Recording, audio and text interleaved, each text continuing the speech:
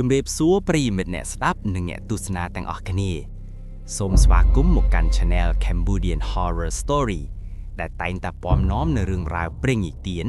អាចកំបាំងនិងអបិយជំនឿដ៏ព្រាយព្រួយរបស់ខ្មែរយើងចាស់បុរាណតែងតែមានជំនឿមួយទាក់ទងនឹងទ្រព្យកប់ដីឬកំណប់កាលពីសម័យមុនពេលសង្គ្រាមឬពេលដែលសេដ្ឋីចង់លាក់ទុកមាសប្រាក់ពួកគេតែងតែយកវាទៅដាក់ក្នុងពាងសមាច់រួចយកទៅកប់ក្នុងដីឬក្នុងឡាអាំងភ្នំប៉ុន្តែ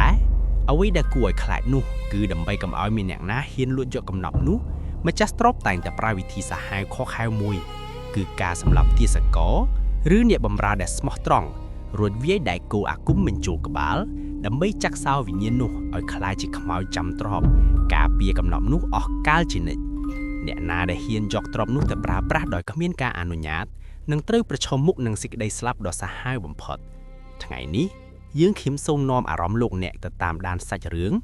អាចកំបាំងពីងកប់ខ្មោចនិងវិញ្ញាណចាំទ្រព្យសូមប្រិយមិត្តសម្រួលអារម្មណ៍បិទភ្លើងហើយចូលលំស្ដាប់ទាំងអស់គ្នាកាលពីសម័យសង្គមរាស្ត្រនិយមនៅឯភូមិដាច់ស្រយាលមួយក្បែរជើងភ្នំក្រវាញមានបរិសុទ្ធក្រីក្រ2នាក់ជាមិត្តសម្លាញ់នឹងគ្នាឈ្មោះសេងនិងវុតពួកគេប្រកបរបរចូលព្រៃកាប់ឈើនិងរកវល់យកមកលូកវុតជាមនុស្សដែលមានចិត្តលោភលន់និងចង់មានបានលឿនចំណែកសេងជាមនុស្សស្លូតបូតសុចរិតនិងជឿលើបុណ្យបាបថ្ងៃមួយពួកគេបានធ្វើដំណើរចូលព្រៃជ្រូជាង10ដងខណៈដែលកំពុងជីកឫសឈើនៅក្រោមដើមជ្រៃធំមួយដែលមានអាយុកាលរាប់រយឆ្នាំច្បោកកាប់របស់វុតបានប៉ះទង្គិចនឹងវត្ថុរឹងមួយលាន់សូប្រុង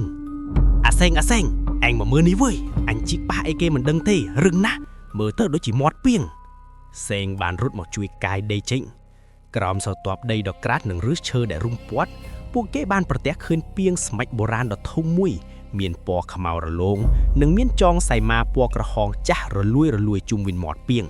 ក្លិនដីស្អោយនិងក្លិនផ្អូមបានជះចេញមកធ្វើឲ្យសេងមានអារម្មណ៍ព្រឺសម្បល់ខ្ញាក់អាវុធអញថាកំប៉ះពាល់វាអីខ្មោចឯណារបស់កប់ក្នុងដីរាប់រយឆាមហើយនេះជាសំណាងធ្លាក់ពីលើមេឃពួកយើងចិត្តខ្លាចជាសេដ្ឋីហើយវើយដោយក្តីលោភលន់វុធមិនខ្វល់ពីការហាមប្រាមរបស់សេងទេគេបានយកចបកប៉ោកវាយបំបែកកម្របពីងនោះ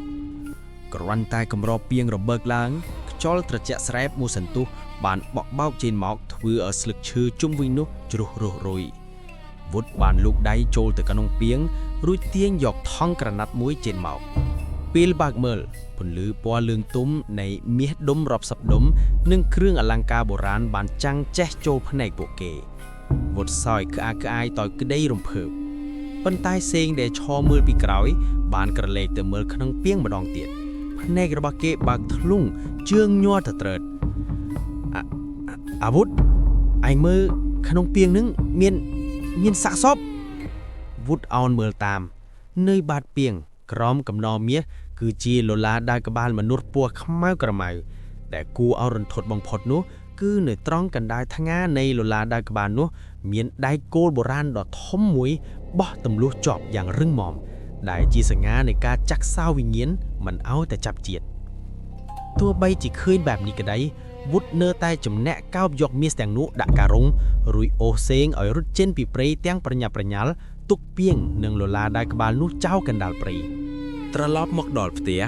ពួកគេបានចែកមាសគ្នាពាក់កណ្ដាលម្នាក់សេងមិនហ៊ានប៉ះពាល់មាសនោះទេគេបានយកវាទៅលាក់ទុកក្រោមផ្ទះដោយបួងសួងសុំខមាទោសចំណែកវុធគ្រាន់តែបានមាសភ្លាមក៏ចាប់ផ្ដើមផឹកស៊ីអួតអាងនិងរៀបចំផែនការទៅទិញដីធ្លីនៅទីក្រុងយប់នោះបរិយាកាសក្នុងភូមិស្ងាត់ជ្រងំខកធម្មតាសំឡេងឆ្កែលូកោងរំពឹងពីចុងភូមិរហូតដល់ដើមភូមិម៉ោងប្រហែល12រំលងអាត្រាតសេងកំពុងដេកលក់ស្រាប់តែយល់សបិនឃើញទិដ្ឋភាពដ៏គួរឲ្យរន្ធត់មួយនៅក្នុងសបិនសេងឃើញខ្លួនឯងកំពុងឈរនៅមុខពីងបុរាណនោះវិញស្រាប់តែមានឈាមខ្មៅខាប់ហូរហៀចេញពីមាត់ពីងតួខ្លួនបរិសម្នាក់មានរូបរាងធំសម្បើមស្បែករលួយពោពេញដោយដង្កូវស្លៀកសំពត់ចុងក្បិនពណ៌ក្រហមចាស់បានវាចេញពីក្នុងពីងនោះតែអ្វីដែលគួរឲ្យខ្លាចគឺ រាងកាយនោះគ្មានក្បាលទេខ្មោចគ្មានក្បាលនោះកាន់ដាវបុរាណមួយដើមដើរតម្រង់មករកសេងទាំងបន្លឺសំឡេងចេញពីបំពង់កដែលដាច់នោះយ៉ាងស្អកក្រលើទ្របអញឈាមអញពួកអញយករបស់អញត្រូវសងដោយជីវិតយកមកវិញសេងភ្ញាក់ព្រឺតញើសហូរចោកពេញខ្លួនគេដឹងច្បាស់ថាខ្មោចចាំទ្របចាប់ផ្ដើមតាមរកពួកគេហើយងាកមកមើលវុឌ្ឍឯនេះវិញនៅយប់ដដែលនោះវុឌ្ឍកំពុងអង្គុយរាប់មាសយ៉ាងសប្បាយចិត្តនៅក្រោមពន្លឺចង្គៀងស្រាប់តែខ្យល់បក់ភ្លុំពន្លត់ចង្គៀងងងឹតស្លុបក្លិនដីស្អុយនិងក្លិនខ្មោចបានសាយភាយពេញបន្ទប់វុឌ្ឍខំប្រឹងបើកភ្នែកមើលស្រាប់តែគេឃើញស្រមោលខ្មោចធំមួយអង្គុយនៅចុងជើងរបស់គេស្រមោលនោះមានក្បាលតែនៅលើថ្ងាមានដោតដៃគោលដ៏ធំហើយកំពុងសម្លឹងមកវុឌ្ឍដោយកែវភ្នែកពណ៌ក្រហមឆ្អោខ្មោចនោះបានលូកដៃដ៏ត្រជាក់និងមានក្រញាំវែងមកចាប់មាត់វុឌ្ឍហែកយ៉ាងខ្លាំងរួចក្តោបយកដីភក់ដែលស្អុយរលួយញាត់ចូលទៅក្នុងមាត់របស់វុឌ្ឍទាំងកំរោលអូយជួយផងគុំខ្ញុំខុសហើយព្រឹកឡើងអ្នកភូមិបានឃើញហេតុការណ៍ដ៏ចម្លែកមួយ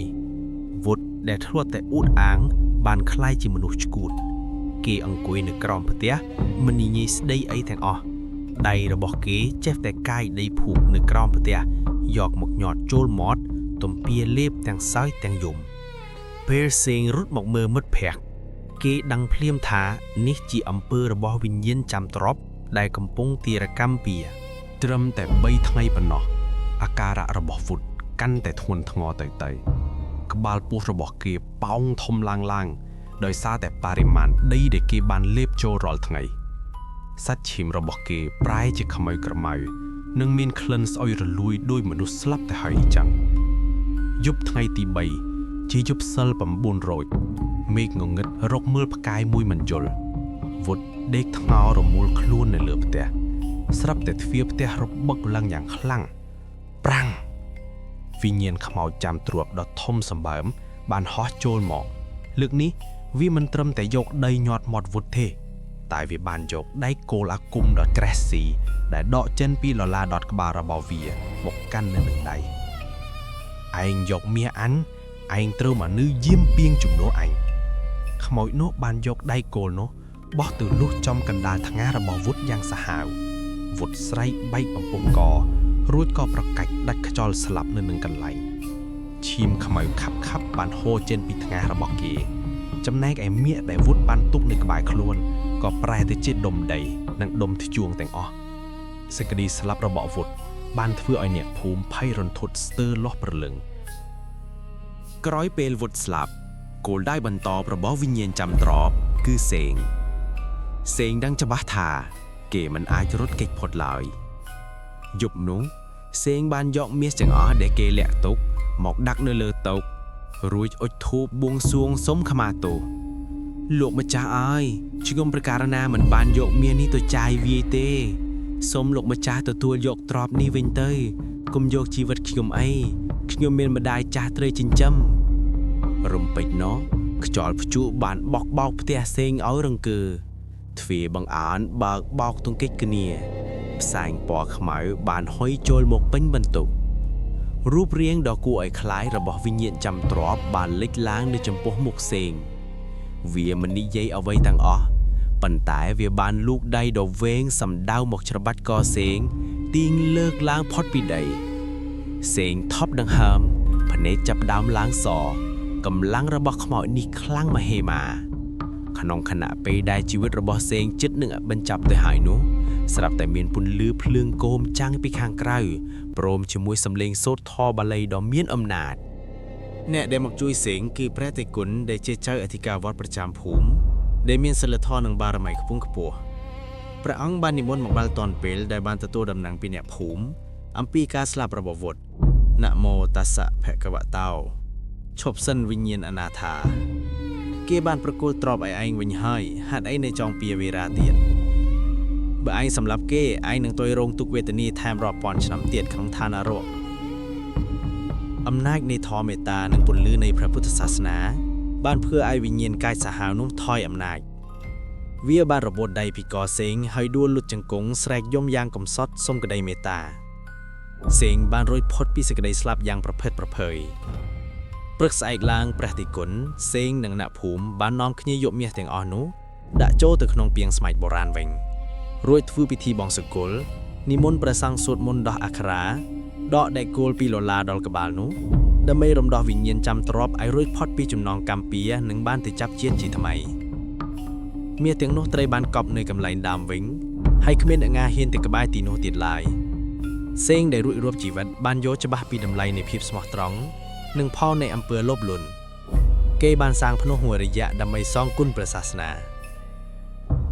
រឿងនេះបានបញ្ជាក់ឲ្យឃើញថាទ្រព្យសម្បត្តិដែលបានមកពីសេចក្តីលោភលន់នឹងមិនមែនជារបស់ខ្លួនវាមិនត្រឹមតែមិននាំមកនៃសេចក្តីសុខទេតែវាថែមទាំងនាំមកនូវវិនាសកម្មដល់ជីវិតទៀតផងសូមអរគុណប្រិយមិត្តទាំងអស់គ្នាដែលបានចំណាយពេលវេលាដ៏មានតម្លៃតាមដានស្ដាប់ការនិទានរឿងនៅលើ Channel Cambodian Horror Story របស់យើងខ្ញុំតាំងពីដើមរហូតដល់ចប់សូមជូនពរលោកអ្នកជួបប្រទះតែសេចក្តីសុខនិងជៀសផុតពីគ្រោះភ័យទាំងពួងកុំភ្លេចចុច like និង subscribe ផងណារាត្រីសួស្តី